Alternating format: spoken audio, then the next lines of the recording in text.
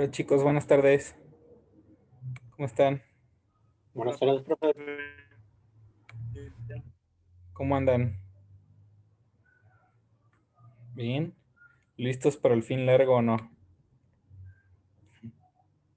Ya listos y armados. ¿Cómo que armados, Miguel? ¿Invita? Ya dejé de tomar, profe, Entonces, ¿a qué te referías con armados? con unas carnitas. Ah, muy bien, pues también. También los invitamos si quieren. ¿Cómo andan todos?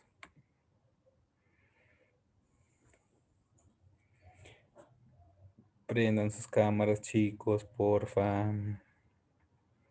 Sí, por sí es raro, casi no siento que le habla a la pared.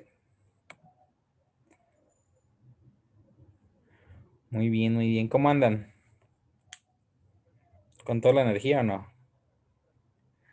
Un día más, chicos, y descansan tres. ¿Cuál descanso, profe? Si hay tarea. ¿Hay tarea? Sí, ¿De qué? ¿Quién fue el malo? todos, profe, todos son malos. Hijas. Muy mal, muy mal. Chicos, traigo hidroxapatita que fui a sacar del laboratorio para que la vean.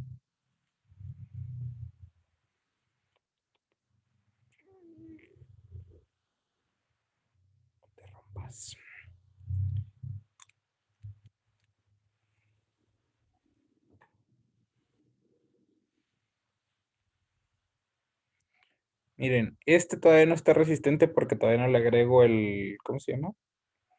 El colágeno. Solo es el puro polvo de hidroxapatita. O sea, la fase inorgánica, pues.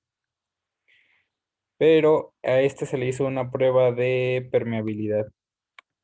Pero solo para que vean cómo se ve. Y lo traigo para que comparen. Normalmente hacía cilindros en un molde de 1 centímetro, y hacía cilindros como estos, ¿ya lo vieron? Ujú. Y a lo que quería enseñarles es que se les hizo pruebas mecánicas. Y ya ven que estuvimos hablando de eso, pero pues no vimos nada como de laboratorio, de cómo quedó. Bueno, pues traigo todas las pruebas mecánicas que se hicieron, cómo quedaron los materiales después de la compresión.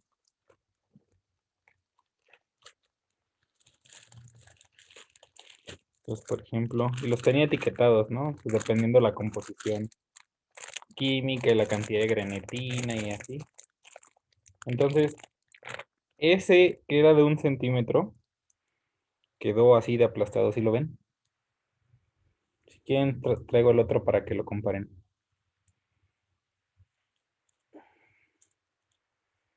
Ese es este.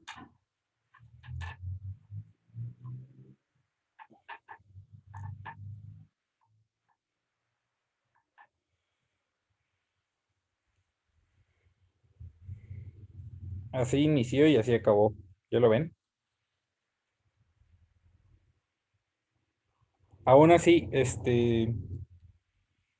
como quiera que sea, no es como que como que haya desaparecido, pero toda esa porosidad y toda esa espacios se vieron reducidos a esto. Y eso es lo que se ve en las curvas de las propiedades mecánicas. ¿Sí lo ven? Podríamos hacer ejercicios de estos. Tendría que hacer más pruebas de propiedades mecánicas y si nos da chance, voy a pedir chance en la UNAM, que era donde hacía las propiedades mecánicas, para que vean cómo queda. Pero bueno, así queda. Digo porque guardé estas probetas después de su análisis. ¿Cómo ven?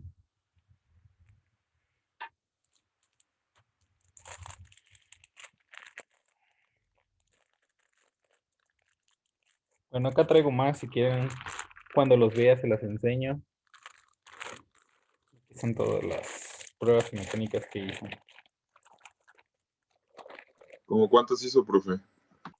Pues, pues por cada composición hacía mínimo 5 para poder hacer como un resultado confiable. Y utilicé 3 tipos de composición, o sea, mínimo para una corrida hacía 15, pero fueron más. Sí, entonces la norma te pide mínimo triplicado, pero hacíamos 5. Bueno, hacía yo 5 y hacía 3 composiciones diferentes. La composición lo único que variaba era la cantidad de grenetina. Es que, bueno, digo grenetina porque la grenetina químicamente hablando se parece mucho al colágeno tipo 1. Entonces, la cantidad de agua por, por gramos de grenetina la variaba. Entonces quedaba más disuelta o menos disuelta. Y entonces utilizaba 3 composiciones. Entonces mínimo hacía 15 probetitas de esas por cada ensayo. Muy bien, chicos. Nomás quería enseñarles eso porque estábamos viendo lo que eran propiedades mecánicas. Y bueno, ahora, ¿en qué nos quedamos? Nos quedamos en... Electromagnéticas, ¿no? Sí, en las propiedades magnéticas nada más mencionamos que los átomos simplemente por tener una parte internamente magnética, ya con eso ya tenían propiedades magnéticas y cambiaba dependiendo de los electrones. Y nos habíamos quedado en que seguía las propiedades electroquímicas. Déjenles comparto. Bueno, déjenme pasar lista, es verdad. Eso me ha pasado.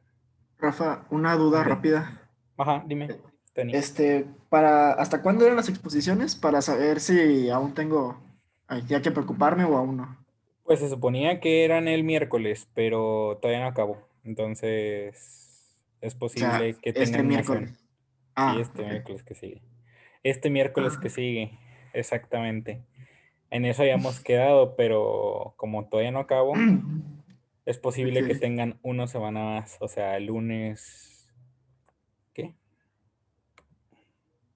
Pero sí, ya te tienen que preparar por si acabo antes. Entonces sí me preocupo. Sí, claro, claro que sí. El lunes 8. No, bueno, no te preocupes, ocúpate. Mejor. Bueno, bueno. El lunes 8 es posible. ¿Ok? Muy bien. A ver, déjenme pasar lista.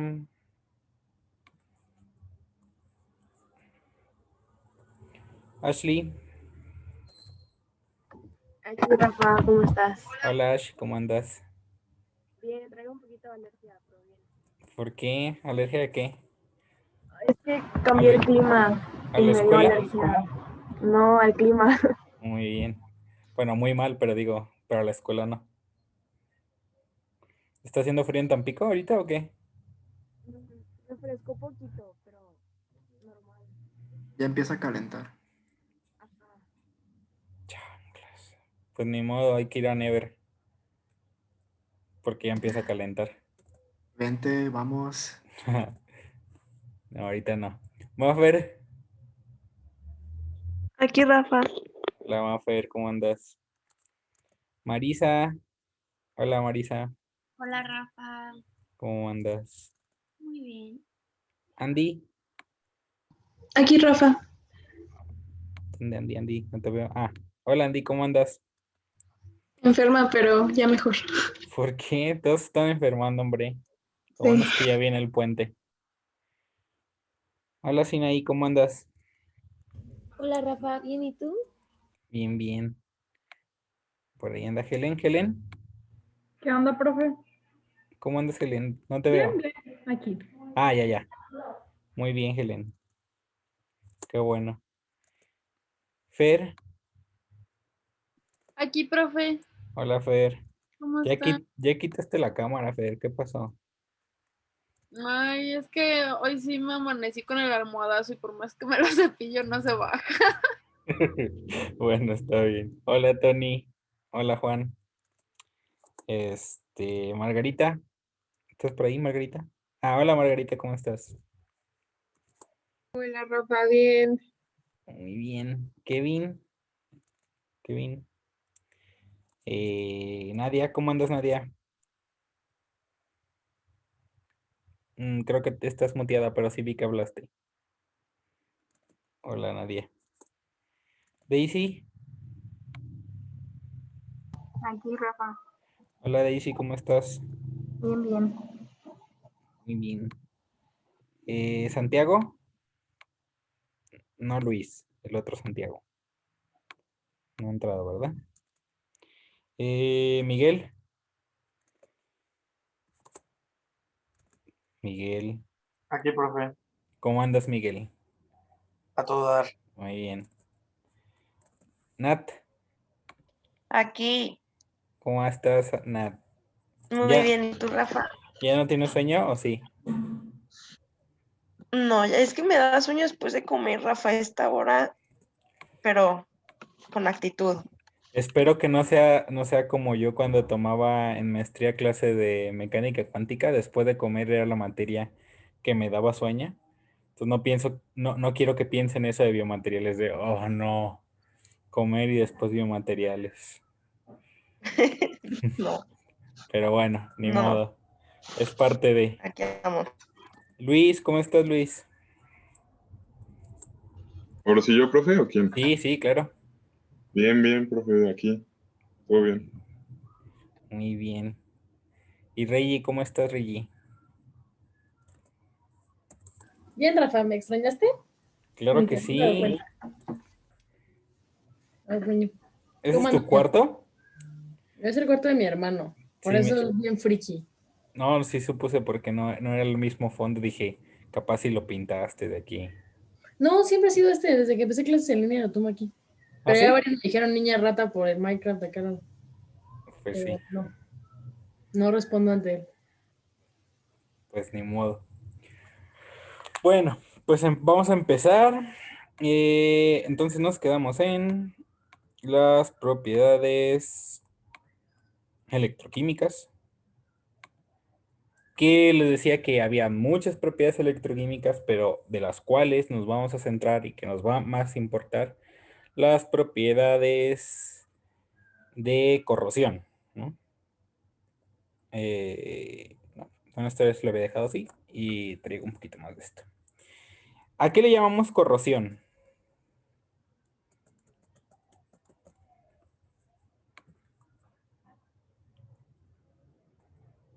chicos? Al óxido, ¿no? Sí, normalmente hay varios tipos de corrosión, por eso es que en la imagen que les puse en la diapositiva anterior, les mostraba esto del óxido, ¿no? Porque es la que más común conocemos como corrosión. Ajá. Pero no es el único tipo de corrosión. A ese tipo de corrosión, a la que es como de óxido, tiene que ver con una corrosión del tipo de oxidación, ¿no? ¿Ok? Entonces, bueno, para definir corrosión, bueno, voy a dejar aquí por mientras. Para definir corrosión es el deterioro químico de un material que interacciona con el medio. O más bien, el deterioro químico de un material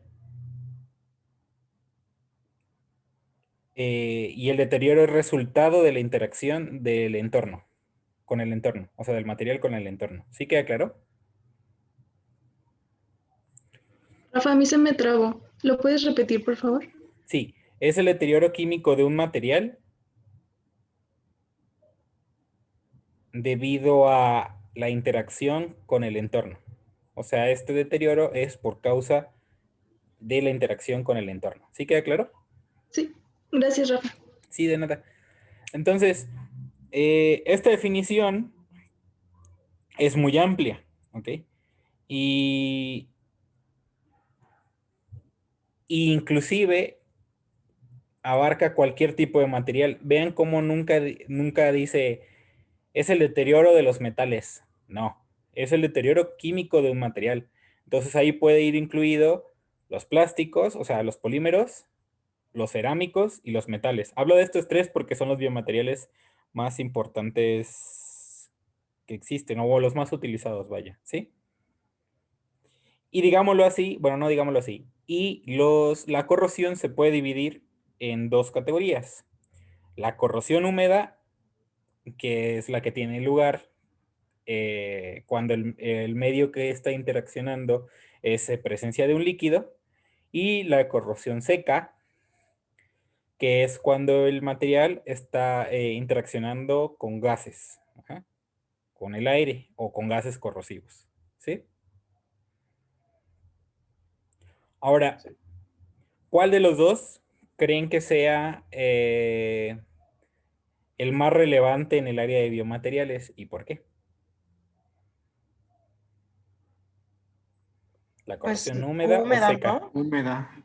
Húmeda, efectivamente, ¿no? O sea, no está, normalmente los biomateriales que se implantan, pues están dentro del organismo y no están tan a la exposición del ambiente, ¿no? O de gases corrosivos, ¿no? Si no es que algo malo está pasando.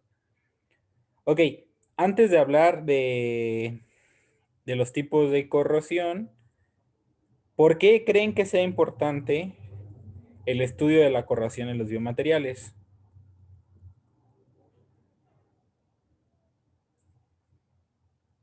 Porque afectan el desgaste. Porque ¿afectan a qué? En el desgaste de la pieza o del. Ujú. ¿Y qué ocurriría este desgaste?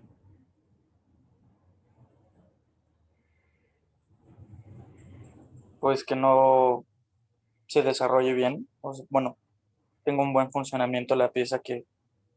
Sí, claro. Sí, una avería o una falla prematura, ¿no? Sí, muy bien. Esa es una. ¿Qué otra cosa podría ser? ¿O qué podría pasar?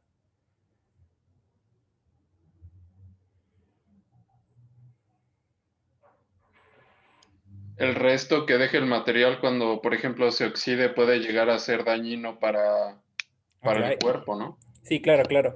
Es un agente de contaminación, muy bien. Esa es otra. Eh, ¿Qué otra? Que tenga una reacción, o sea, no necesariamente contaminante, pero otro tipo de reacción. O sea, en Mm, general, reacciones vamos a, químicas. vamos a englobar esa ahí. Pero, ¿qué otra cosa más podría pasar?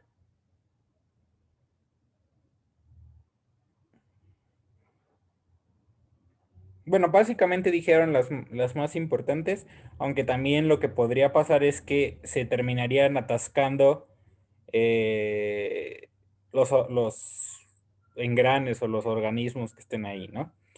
Entonces, bueno, existe una amplia gama de consecuencias debido a la corrosión. El menos de los males es ¿cómo se llama? Un defecto cosmético, ¿sí? Ese es el peor de los, digo, digamos, el daño menor, ¿no? Un efecto cosmético simplemente que no se vea bien, ¿ok? Luego, como ya habíamos dicho, algo más preocupante podría ser un fallo prematuro y una avería. Eso es como que también algo lógico que pasa cuando se oxida algo. Otra cosa muy importante es que cuando algo se oxida, se debilita, ¿no? Entonces podría existir una fractura, ¿ok? Entonces, no sé si han visto los metales cuando se oxiden, pues simplemente empiezan a generarse hoyos y por lo tanto, pues ya es más fácil que se quiebren, ¿no? Luego también, además de esas fallas mecánicas, se podrían atascar los engranes, o sea, o podría haber las piezas giratorias o las piezas móviles que estén en un biomaterial, pues simplemente se atascan y ya no cumplen su función. Y la última, que digámoslo así que es un poquito menos lógica, es la que está diciendo Juan, que también pasa, y es que la corrosión puede provocar contaminación del organismo huésped, lo que podría traer graves consecuencias a la salud de las personas. ¿Sí estamos? Sí, O sea, sí alcanzamos a separar cuáles son lo que pasa si hay corrosión en los biomateriales. Ok, bueno, entonces, de la categoría de corrosión húmeda, vamos a ver ejemplos donde el medio, bueno, más bien, donde el biomaterial esté interactuando con un líquido. En este caso, como lo pueden ver, tengo el ejemplo de el hierro que está interactuando con el ácido clorhídrico. El ácido clorhídrico es un líquido, ¿no? Entonces, si estamos en un medio líquido y por alguna razón hay ácido clorhídrico dentro del material, lo que podría pasar es que si el biomaterial fuera en hierro y se interaccionara con el ácido clorhídrico, reaccionarían dándonos cloruro de hierro e hidróxido. Digo, e hidrógeno. Ujú. ¿Y qué le pasa al hierro y qué le pasa al hidrógeno?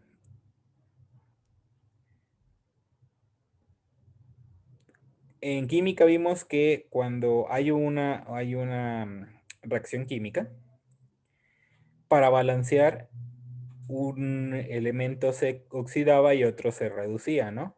¿Sí recuerdan eso?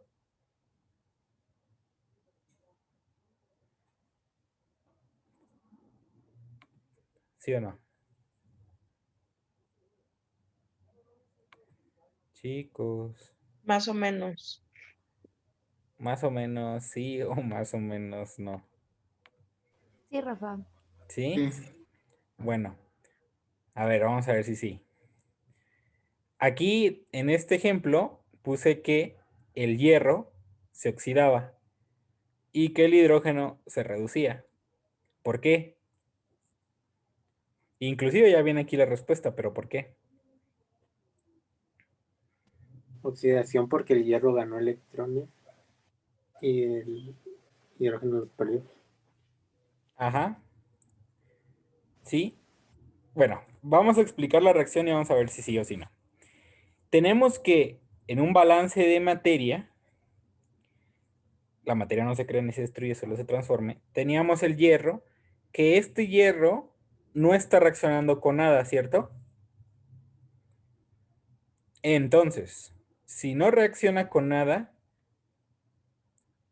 ¿cuál es su balance electrónico? Es decir, a ver, Flor, ¿no?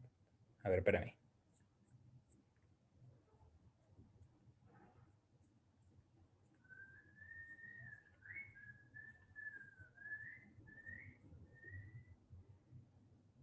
A ver, esperen.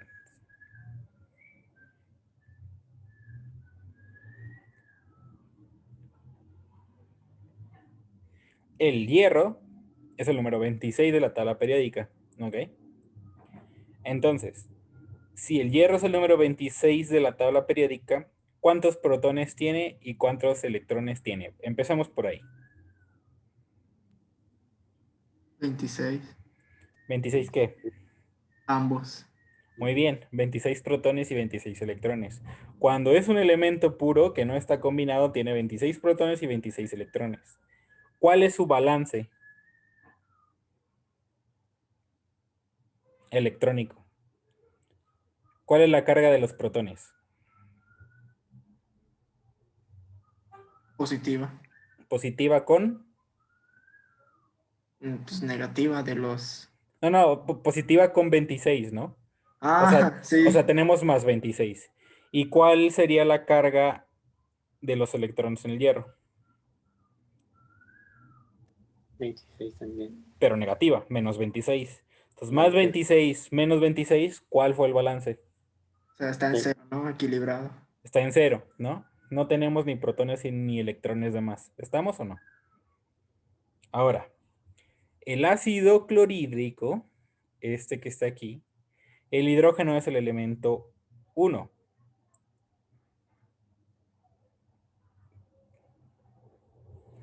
Y el cloro es, esperen, el 19, ¿sí? Sí, el 19. El cloro tiene, no, esperen, no. Potasio, calcio, cloro. Bueno, no importa, por ahí. Pero entonces el punto es que el cloro necesita un electrón porque está en el grupo 7A, mientras que el hierro está en el grupo, el hidrógeno está en el grupo 1A, ¿ok? Entonces, si el hidrógeno no está reaccionando con nada, su carga es cero, ¿no? Su carga es cero. Si está reaccionando con algo, era el ejemplo que les había puesto de la mesa con 8 patas, ¿sí? Que normalmente si tiene una pata, se empieza a desestabilizar la mesa y es más fácil cortar la pata y dejarla en el suelo, o sea, bajar un nivel de energía, que ponerle 7 patas más. ¿Sí recuerdan eso o no? Ok, entonces en el HCl, el hidrógeno cede un electrón al cloro y el cloro gana un electrón. ¿Estamos o no estamos? ¿Sí? Entonces, ¿cuál será la carga positiva, la carga del hidrógeno? 1. Positiva con 1, ajá. ¿Y la carga del cloro? Negativa con 1. ¿Sí? O sea, un hidrógeno le dio un electrón al cloro, el cloro tiene -1 y el hidrógeno tiene +1, ¿ok? Eso está pasando en el área de los reactivos. En los productos, el hierro está reaccionando con el cloro. Como podemos ver aquí con este subíndice, significa que el hierro donó 2 electrones al cloro. Ajá.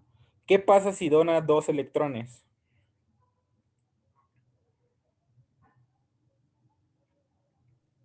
Es positivo, ¿no?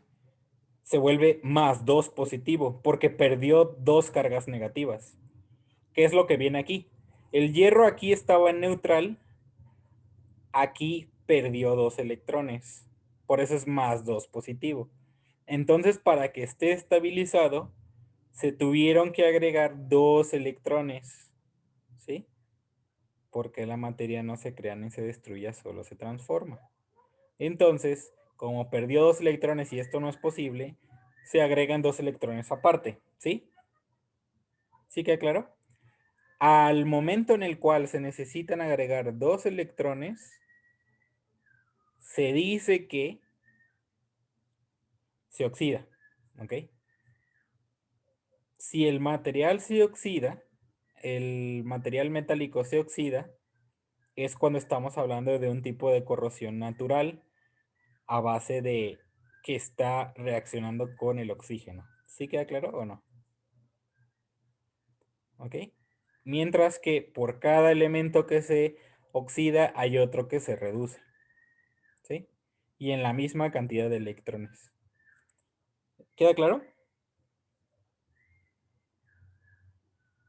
Bueno, entonces vamos a seguir.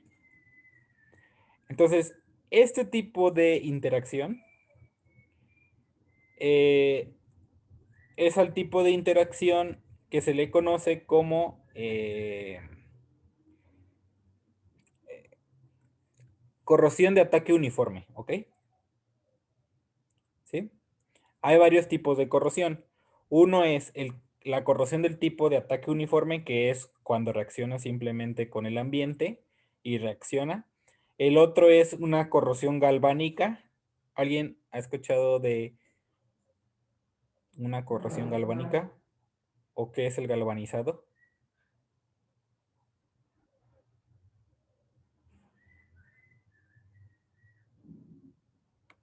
Es como una capa, ¿no? Ajá. Y se le da el material precisamente para proteger de corrosión, según yo. Ajá, en algunas ocasiones, cuando es deseado, sí. Cuando no, pues es algo que no queremos. Pero, ¿cómo, Luis, sabes o alguien sabe cómo es que galvanizan un metal? Igual es con un tratamiento químico, ¿no? Según yo. Sí, No, básicamente se ponen 2 postes metálicos en presencia de un electrolito, ¿ok? Estos electrolitos pueden tener ácidos, sales o en el caso de los biomateriales, bacterias. que están interactuando entre estos dos polos, ¿ok? Como bien dijo Luis, se pone una capa, pero hay veces que esto no es deseable y es un tipo de corrosión, al fin y al cabo también. Y el tercer tipo de corrosión es corrosión por deformaciones, ¿ok?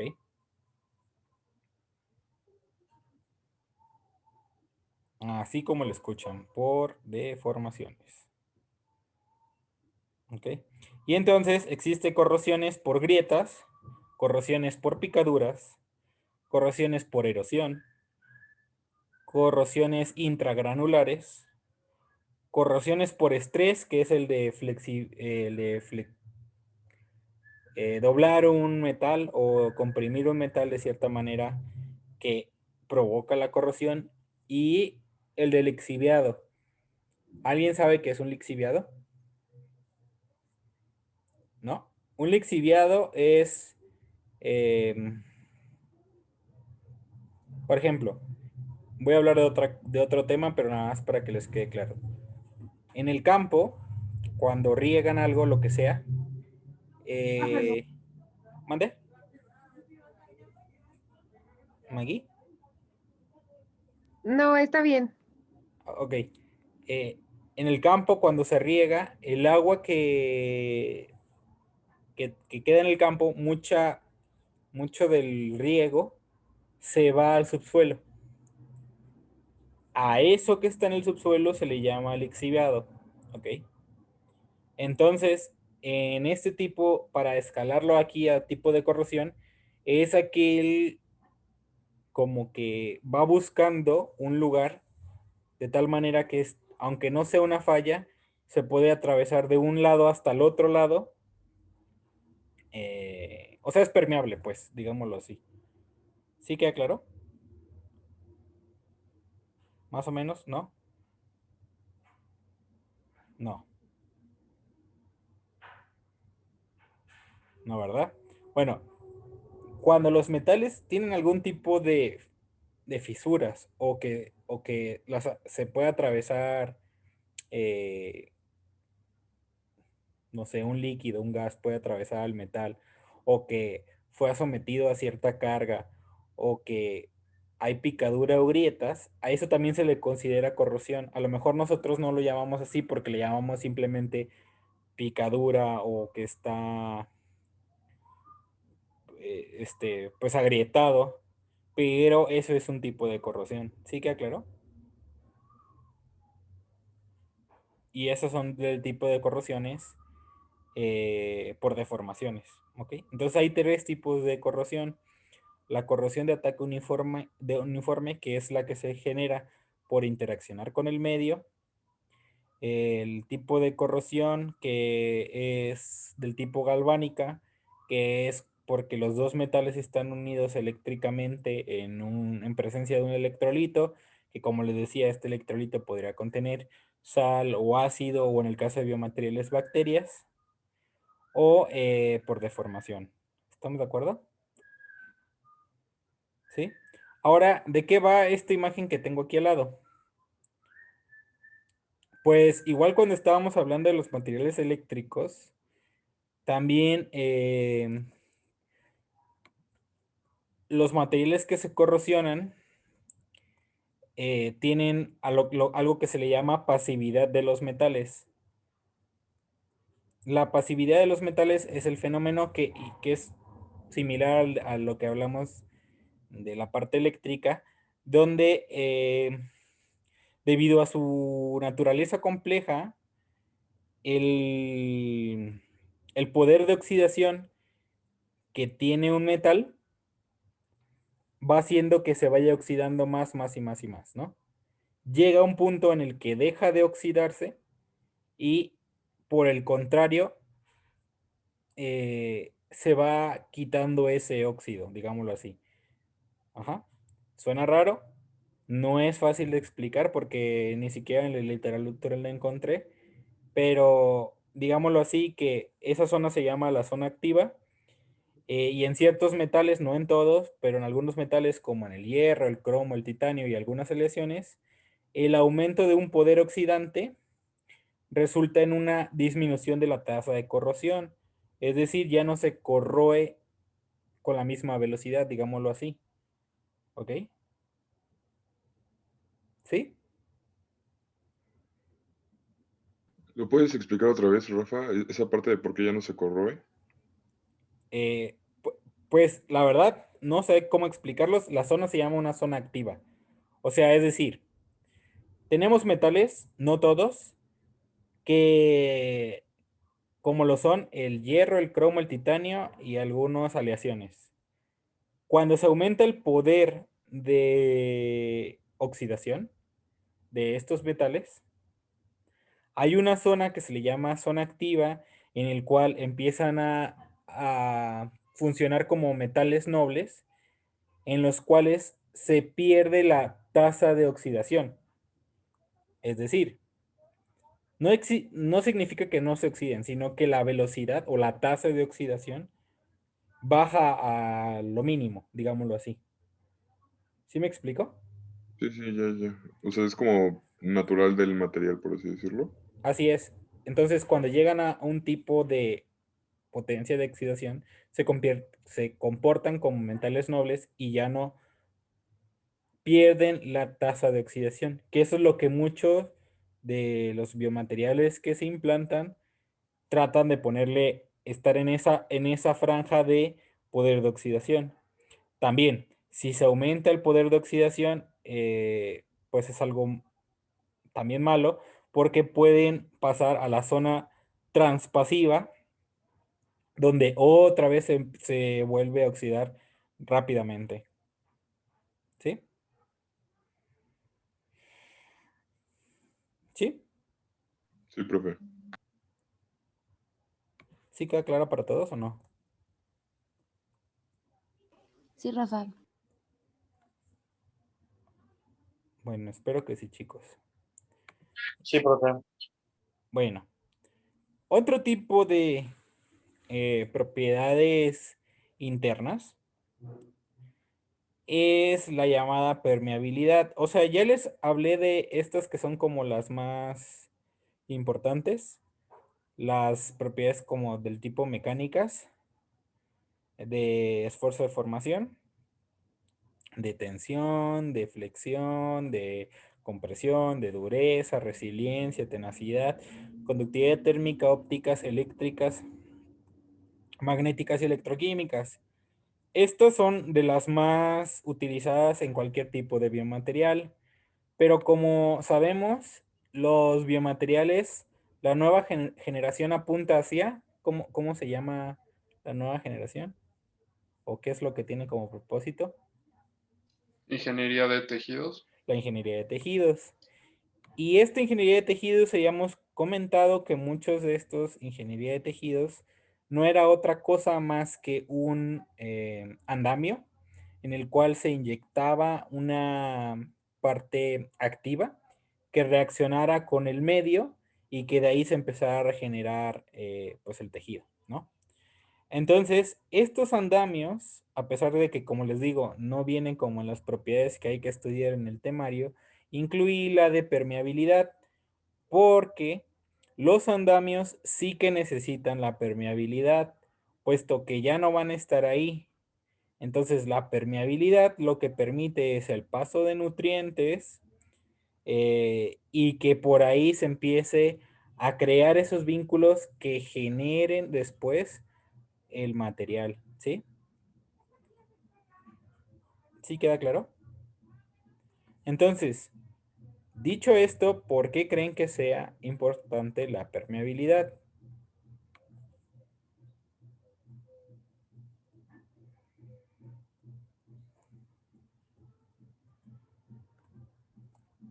Para ver cuánto puede atravesar, ¿no? Dentro del el andamio, por así decirlo, qué tanto fluido puede atravesarlo, ¿no? Así es, sí. ¿Qué otra cosa nos interesa de esto? También que no pase, ¿no? Que no pase. No, normalmente sí queremos que pase. Entonces, digámoslo así. La porosidad, o bueno, la permeabilidad y la porosidad del material es importante porque necesitamos que exista no solo un área que permita el paso, sino también un volumen de poro necesario, ya que por ahí se permite el paso de sustancias químicas y nutrientes de las células que faciliten la regeneración del tejido, ¿ok? Recuerden que las células tienen diferente tamaño, ¿no? O sea, hay unas que son del tamaño de nanómetros y otros son del tamaño de micrómetros. Entonces, esta porosidad debe permitir el paso de ambas, ¿no? Y además, no solamente tiene que ser poroso, sino que tiene que estar interconectado. O sea, de nada nos va a servir que tengamos un material poroso, pero solo en la superficie, sino que también nos importa que sea interconectado para que pueda atravesar el material. ¿Sí queda claro esto o no? Sí. ¿Sí? ¿Para todos? Sí, o sea, como un tipo de coral que se puede como, o sea, que tiene como hoyos y puede, pues, vaya, que permite el paso del fluido, ¿no? O de lo que vaya a estar ahí adentro. Sí, así es, pero que lo pueda atravesar por completo. O sea, un material puede ser muy poroso, pero que su porosidad no está interconectada. Y entonces se puede quedar en la superficie, pero ahí se queda, ¿no? No lo atraviesa. Entonces necesitamos que sea poroso, pero que además esté interconectado. ¿Sí?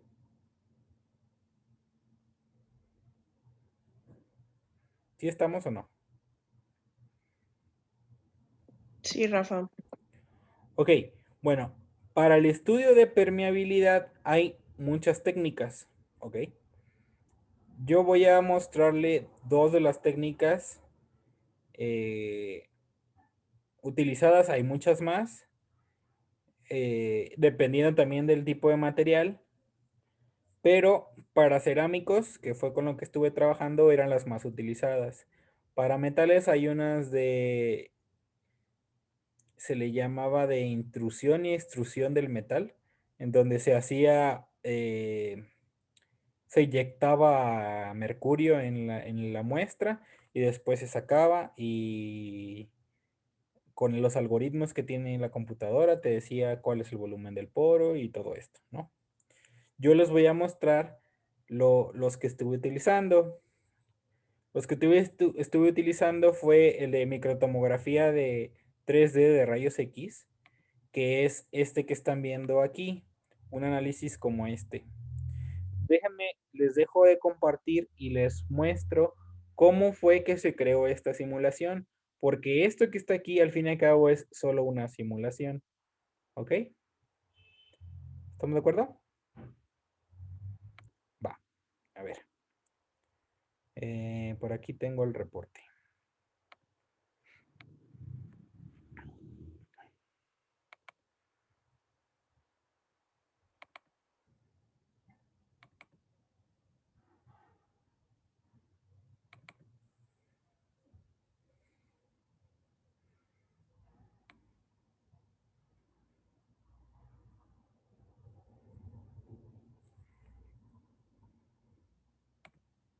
A ver.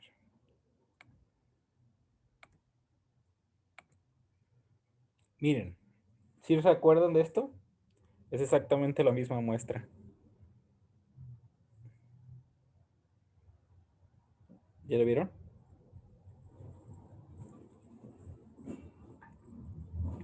Ok, fíjense, aquí analicé dos tipos de hidroxiapatita. Esta hidroxiapatita tenía un material polimérico que permitió que esta estructura fuera más porosa que esta, ¿ok? Entonces lo que se hace es, se escanea con una potencia de 3 watts y 40 kilobytes. Aquí depende de qué resolución queramos. Y lo que sucede es, tengo todos los datos, pero digámoslo así, que se va generando muchas fotos, los cuales les llaman splines, ¿ok? Estos splines son como fotos de cuando, por ejemplo, han impreso en 3D o se han visto cómo funciona la impresión 3D, que son como pequeñas capas, capas, capas, capas, capas. Entonces, el equipo lo único que hace es te genera una serie de fotos. Ajá. Y estos fotos tienen ciertos píxeles, ciertos voxeles, los cuales son una colección de fotos. Que si tú las unes, te da algo como esto. Ajá. ¿Sí lo ven?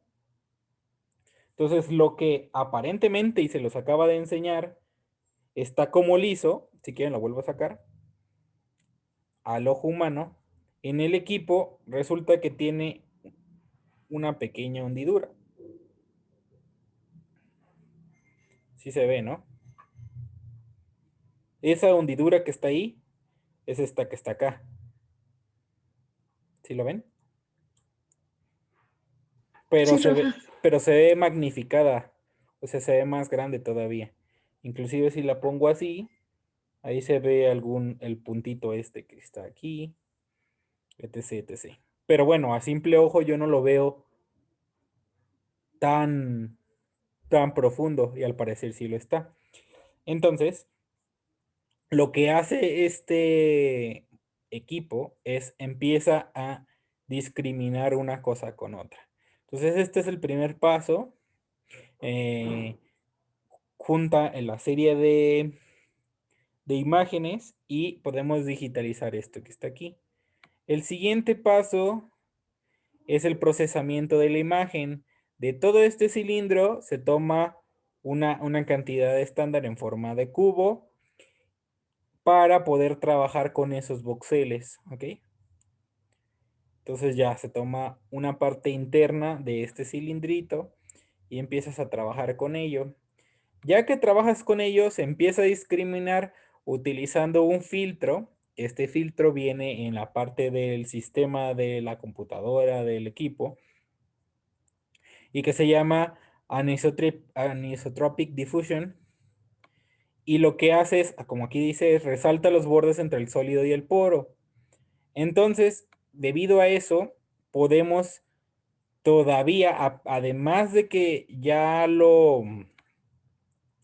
podemos medio identificar, hace un contraste como de blancos, digámoslo así, para que sea más notorio dónde están los poros. ¿Sí lo ven? ¿Sí o no? Y entonces, ya que se procesa esto, con el auto thresholding, lo que hacen es simplemente le dices a la computadora todo aquello que ya bueno, no editamos, que ya filtramos, pónmelo en un sí o un no. O sea, sólido o no sólido, nada más. ¿Ok? Y entonces, debido a eso, todos los no sólidos los ponemos en un lugar y los sí sólidos los ponemos en otro lugar. De tal manera que nos da esto que se ve aquí, que es un sólido, donde aquí se ven los huecos, y todo esto verde que está aquí no son sólidos, sino que son huecos. Inclusive coinciden, ¿ya ven? Este que está aquí muy pintado es este que está aquí, porque es el hueco. ¿Sí lo ven? Ok. Bueno, como hice dos muestras, me manda dos, ¿no? O sea, uno era con un material más poroso y otro con menos poroso. Pero sí se entiende la diferencia, ¿no? O sea, este es un sólido y este es poros. Nada más que trasladados a que se vea de otra manera. Ok. Luego aquí, esto es lo mismo que arriba, pero se hace un análisis puntual de los poros para poder medir el tamaño promedio del poro. Esto es lo mismo que arriba, nada más que esta parte es para medir el tamaño promedio del poro.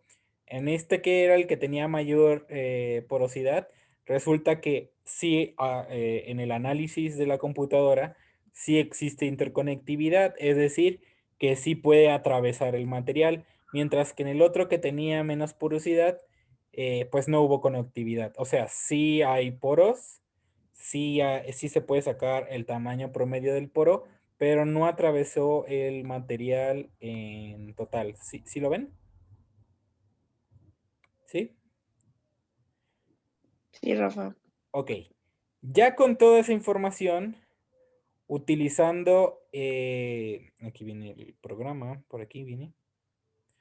Bueno, no, creo que no lo puse aquí. Pero bueno, utilizando la simulación de permeabilidad a través de Z. Z, recuerden, a esto se le llama X, a esto se le llama C. Z es, o sea, así, como si se le hubiera pasado un flujo así. ¿Sí lo ven? ¿Sí o no?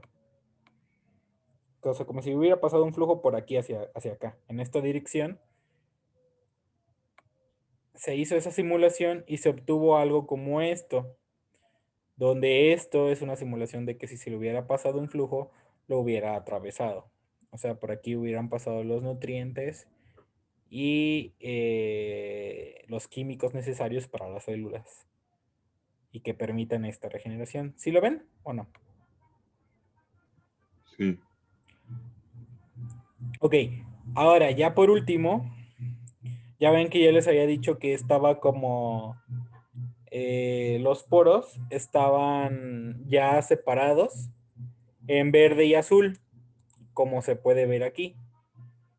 Pero al lado los pusimos de colores de tal manera que pueda sacar de una manera más fácil el tamaño promedio del poro.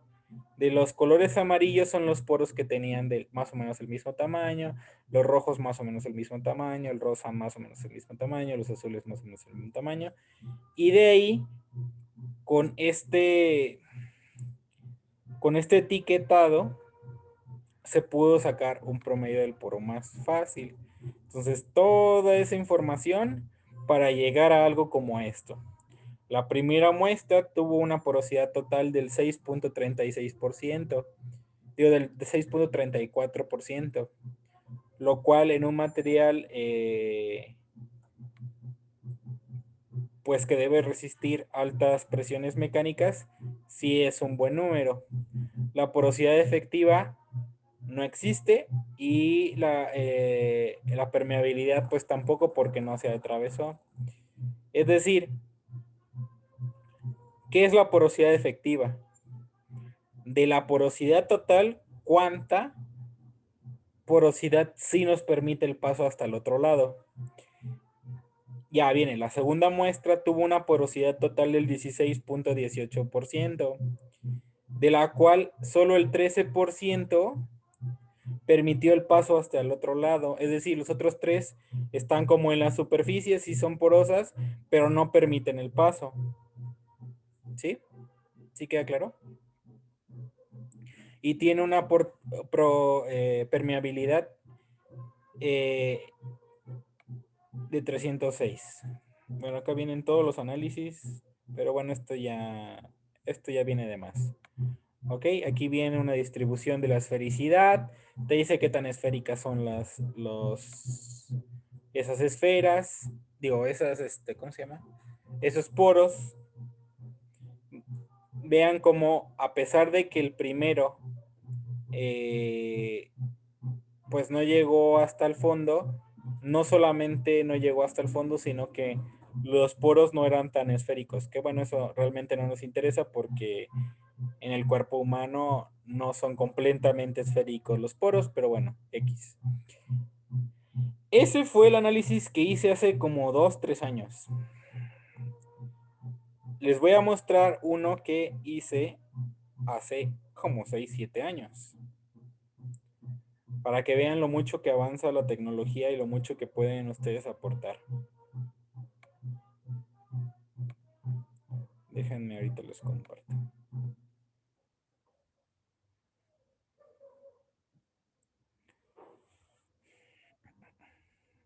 Este es un análisis diferente porque el análisis que les acabo de mostrar no tenía acceso a él y pues era mucho más costoso. Este que está aquí es un análisis de absorción y desorción, donde lo único que se hacía era, se hacía pasar una presión sobre el material y después se desorbía. Y eso es lo que se ve aquí. O sea, se ve una presión que va aumentando cuando se le aumenta la cantidad del fluido y después cuando se desorbe, aquí se ve. Y entonces a esto que está aquí, a este como, pues no sé, porque tiene una forma extraña, pero este como análisis completo se le llama, ¿cómo se llama? Por aquí viene. Una isoterma. Esta isoterma lo que se le hace es, se compara con otros resultados y debido a eso podemos decir si tiene microporosidad o macroporosidad o nanoporosidad. ¿Ok? Entonces nada que ver de un análisis al otro, ¿cierto? O sea, aquí solamente esto lo puedo agrandar y podía ver los tamaños de los poros a nanómetros, pero pues no te decía gran cosa. Bueno, no puedo con esto, chicos. Está pasando una banda al lado de mi casa, como pueden notar.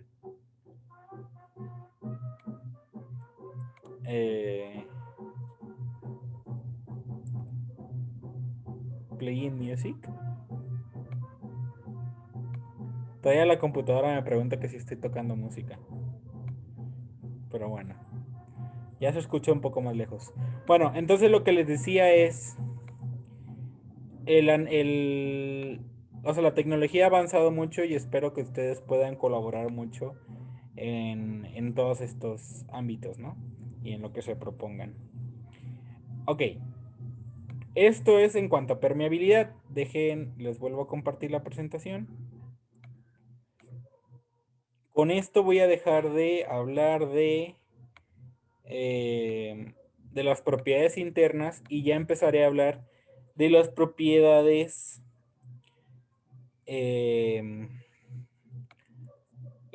superficiales, ¿ok? De los materiales. ¿Estamos? Voy a hablar ahorita como tal de las propiedades superficiales, aunque no de la parte biológica, esa la voy a dejar para el miércoles, ¿ok? ¿Estamos? ¿Qué propiedades superficiales son las más importantes? Primero, antes de hablarles de eso, sí ven la presentación, ¿verdad? Sí, sí se ve, Rafa. Ok. Primero, para las propiedades superficiales hay que tener en cuenta ciertas consideraciones. Y es que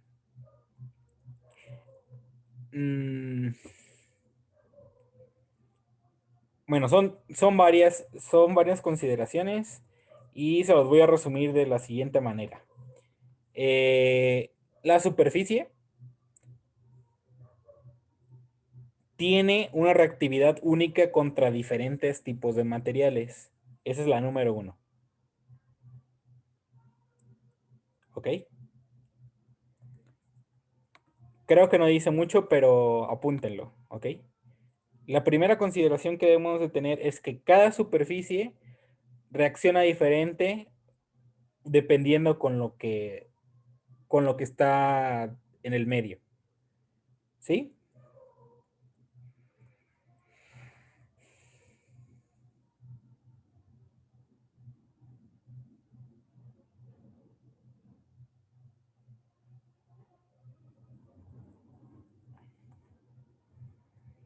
Ahora, ¿qué creen que me refiero con esto? Y para eso está la imagen que les estoy proyectando.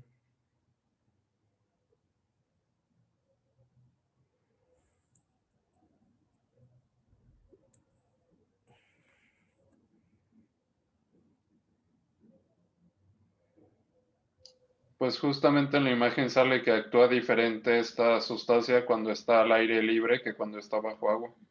Así es, efectivamente. O sea, la primera consideración que les quiero decir es, dice, se sabe que la región de la superficie de un material tiene una reactividad única. Eso fue lo que les dije.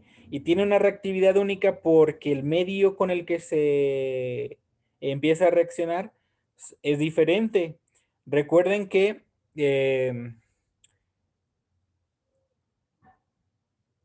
los compuestos pueden ser hidrofílicos o hidrofóbicos. ¿Qué significa hidrofílicos? Que se disuelven bien en agua. ¿Qué significa hidrofóbicos? Que no se disuelven bien en agua.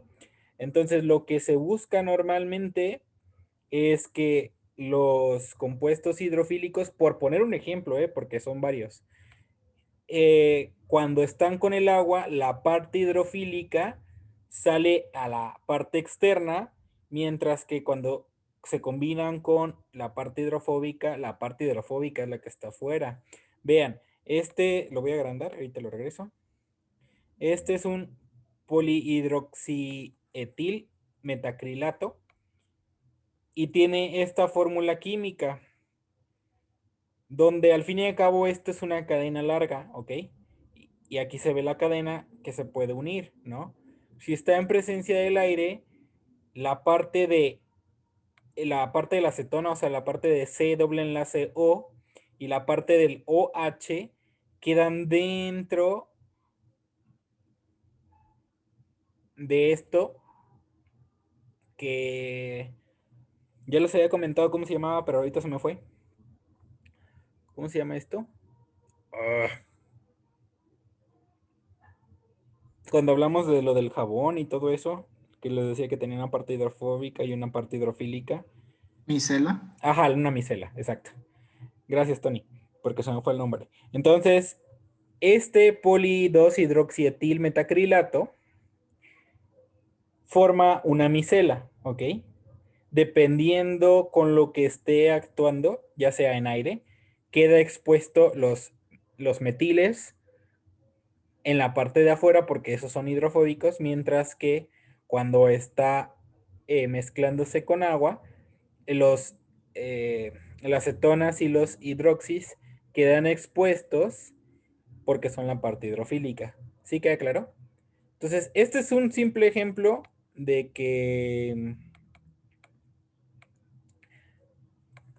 para las propiedades superficiales es un poco difícil de medirlas porque tienen una reactividad única. Esa es la primera consideración, ¿ok?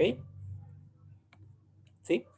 La segunda consideración que deben de tener en mente es que la forma de medirlas es diferente, las propiedades interiores con las propiedades superficiales.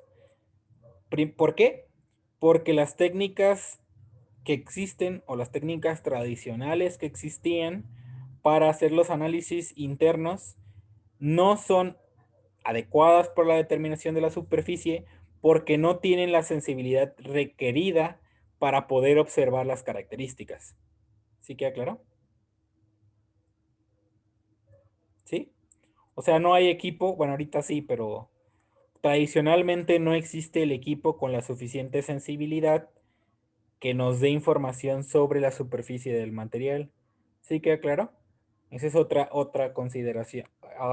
Esa es otra cosa que deben de tener a consideración. ¿Sí? ¿Sí queda claro o no?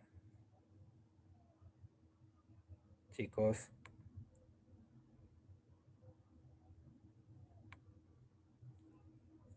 Chicos. Sí, profe. Sí, Rafa. ¿De verdad sí o no? Siento que ya están dormidos.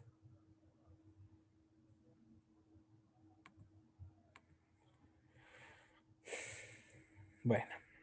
En tercer lugar, otra consideración es que no hay mucha masa, digámoslo así, o no hay muchos átomos totales del material en la superficie. ¿Por qué creen que no?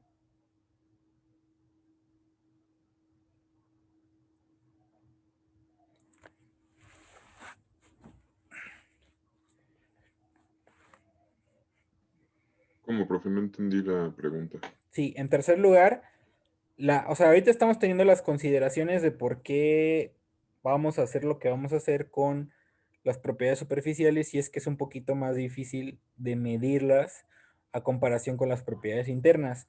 Una que dijimos fue que porque la parte superficial se comporta diferente de acuerdo con lo que reaccionen. La otra fue que no existen equipos con la suficiente sensibilidad o no existen muchos equipos para medir con suficiente sensibilidad las propiedades superficiales. Y la tercera que les acaba de decir es que no existe mucha masa en la superficie del material o no existen muchos átomos en la superficie del material. Y les preguntaba por qué creen que suceda esto. Piensen en un cubo de hierro, por ejemplo.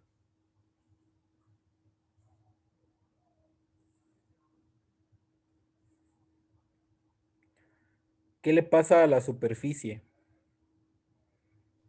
¿Se oxida? Se oxida. Ajá. En un ejemplo, ¿no? O sea, pueden suceder mil cosas.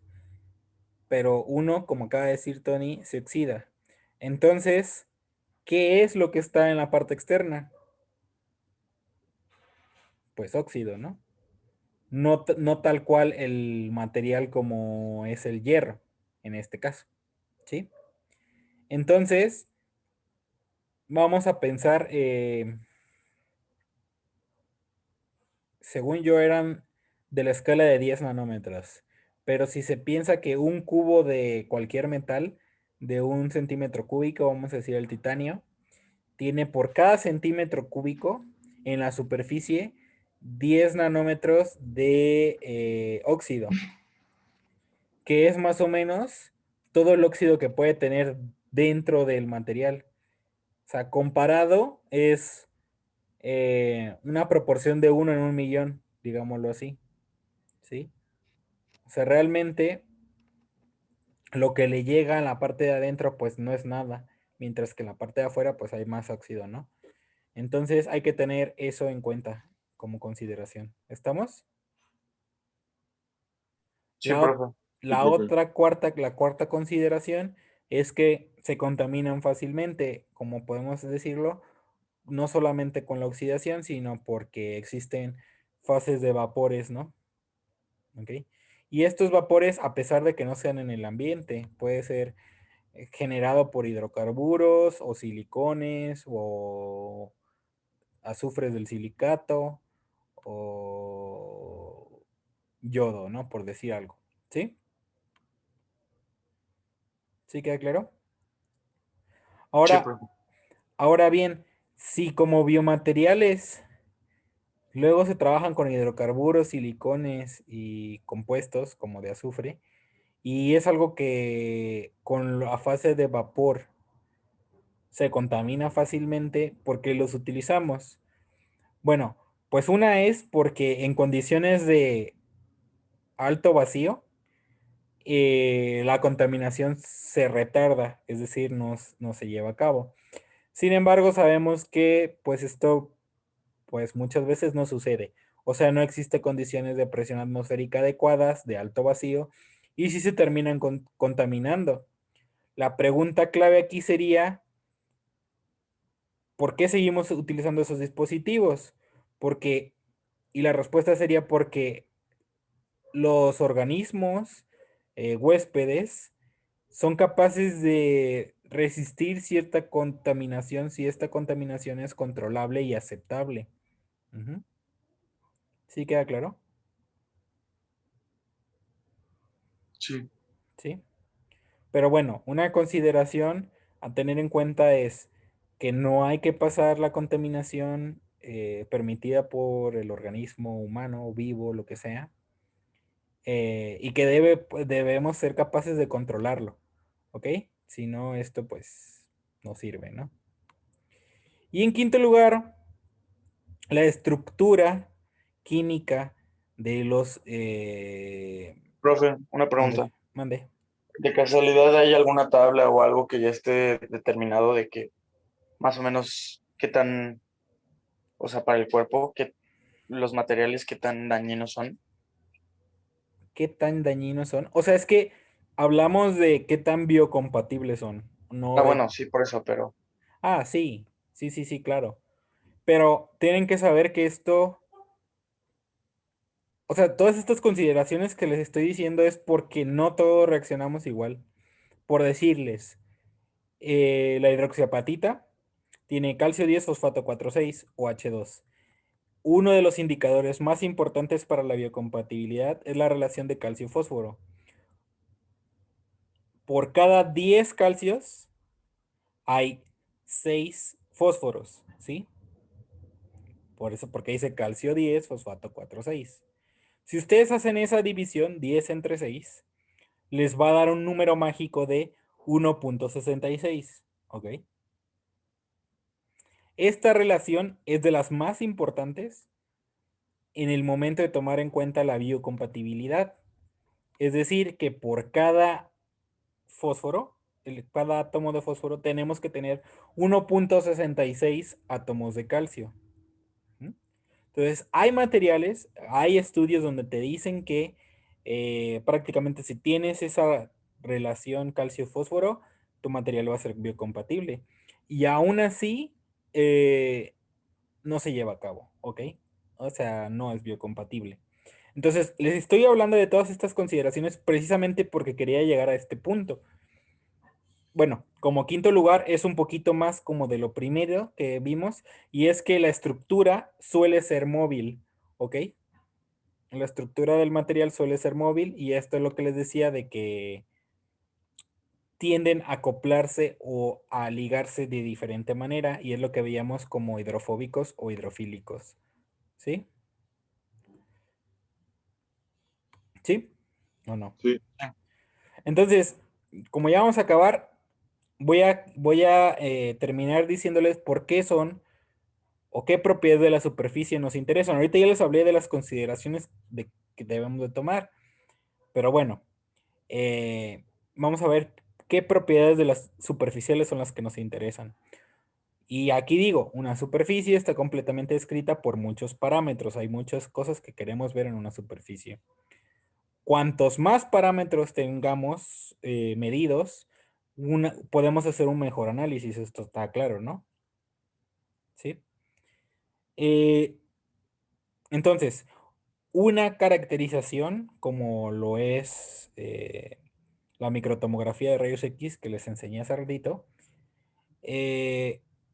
solo puede ser interpretada por nosotros. O sea, es decir, la caracterización en sí no nos dice nada. Tenemos que tener varias caracterizaciones para entonces nosotros poder interpretar y dar un diagnóstico, ¿sí? Entonces, como les acaba de comentar, desafortunadamente no podemos especificar qué parámetros son más importantes para comprender las respuestas biológicas, porque cada organismo es diferente, ¿sí? Se han publicado muchos estudios acerca de la importancia de la rugosidad, por ejemplo, de qué tan rugoso es. Inclusive, cuando yo utilicé la hidroxiapatita como reemplazo óseo, lo que obtuve fueron microfibras hexagonales que, de acuerdo a la literatura, no iban a ser biocompatibles porque las células son redondas. Entonces, si teníamos fibras, estas fibras iban a destruir las células, ¿sí? Imagínense que tienen un palito y una bolita, entonces esta bolita pues la rompe, ¿sí? O sea, ¿sí o no? Sí queda claro. Porque además el calcio es más fuerte que el, ¿cómo se llama? Que la superficie de las células, ¿no? En principio las terminaría desgarrando. De aquí que algunos se enfocan mucho en la estructura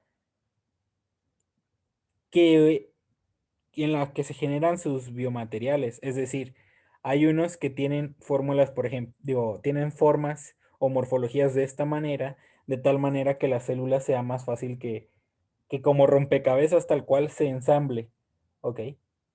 Y por lo tanto sea más biocompatible. Hay estudios que hablan sobre la importancia de la rugosidad. ¿Sí, sí queda claro? Hay otros que hablan sobre la humectabilidad, qué tan humectante está. Yo aquí sí utilicé mucho colágeno, utilicé pues mucha agua, pero hablan de la importancia de esto. Otro, pues muy importante es de la composición química, lo que les acabo de decir, el número mágico, 1.66, ¿no? Esto lo podemos escalar hacia cualquier biomaterial, ¿no? Pero les estoy hablando pues de lo que más sé, ¿no? La composición química, este número mágico 1.66, si la composición química es la adecuada, es más probable que sea biocompatible. Otra es las cargas que se encuentran en la superficie, otra es qué tan cristalino es, otro qué tan heterogéneo es. ¿Qué significa que era heterogéneo? Ya hablamos de que era muy importante que fuera heterogéneo en varias propiedades. ¿Qué significaba que era heterogéneo? Que no se pueden separar las partes que lo componen. Que no importa dónde tomes la muestra en el componente, vamos a obtener Es el igual. mismo resultado. ¿Sí? Sí, sí. Y entonces, dado que no podemos estar seguros de cuál es el factor más importante para cada situación, es de ahí que tenemos que tener muchas variables controladas para poder dar un mejor diagnóstico. ¿Sí? Y de aquí que utilizamos diferentes técnicas de análisis superficiales. ¿Ok? La más conocida, la más importante conocida es la de ángulo de contacto, que es la que tenemos aquí. ¿Ok? De la cual ya no voy a adentrarme más, lo vemos el miércoles. Pero díganme, ¿qué otra propiedad superficial hemos visto hasta ahora? Solo hemos visto una propiedad superficial. ¿Cuál fue?